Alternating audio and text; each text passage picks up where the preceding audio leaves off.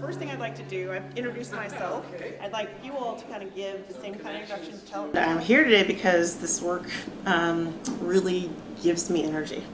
Working with the community of faith to figure out how we can do our work in an efficient way to basically yield the most benefit for our community. We represent a common platform for all of our mosques on the east side, greater east side area, provide a common platform for community service engagement. So this session was, I think, workshop was wonderful because it helped us connect with other faith-based organizations that have a common interest.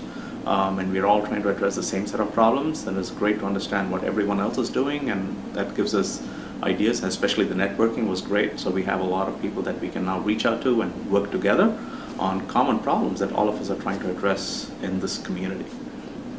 We got to meet a lot of people who are doing similar kind of work which we want to, and it's more encouraging, and we see like we have more support. Yeah, we're not alone. We're not alone, like fighting for the same things for someone who is in need.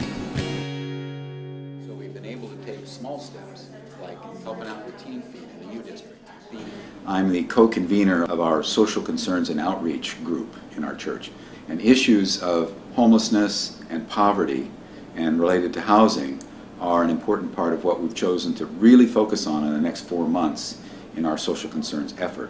This business about leveraging congregational assets is a great example. We feel that we're small enough that we need to leverage with others who are trying to do the same thing to really get some impact. And what I learned was that organizations like Bellwether, formerly Housing Resources Group, and Compass Housing have real expertise in this, and they've already worked with congregations. What I've learned is, okay, we got to get with those people, we got to get them in and talk to us, and we've got to hold ourselves accountable as a social concerns and outreach group to make sure something happens as an outcome of that. You asked a good question about like what, as congregations, what I loved the last workshop I was just in. It was about how to get landlords connected to congregations, connected to these hard-to-serve families. And we came up with some really good ideas and lots of positive energy and lots of communication. And I'm hoping that people make some connections because there's some good work going on there. And it's just how to get everybody kind of lined up, you know, so they can actually work together.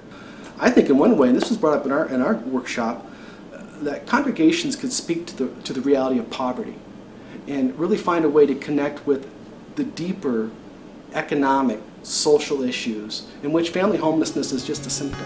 It's just one expression of it.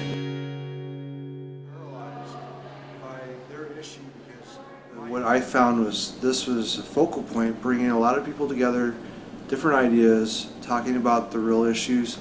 I like the alliance. We're allies now, and that is one of the real solutions to homelessness. Homelessness is isolation, so I feel like if we're having these conferences, it's real like almost like a round table, and we're able to get on a first name basis because I know that there are people out there that are trying to help, and I know that there are people that are in need and they aren't having a conversation together. How do you know that need's being matched? Density at Camp Unity, that your issues are equal to the other person's issue, right?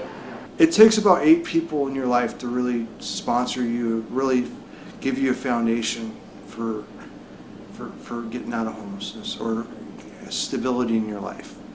And so money is not the solution to homelessness. It's the relationships. People need to have people involved in their lives.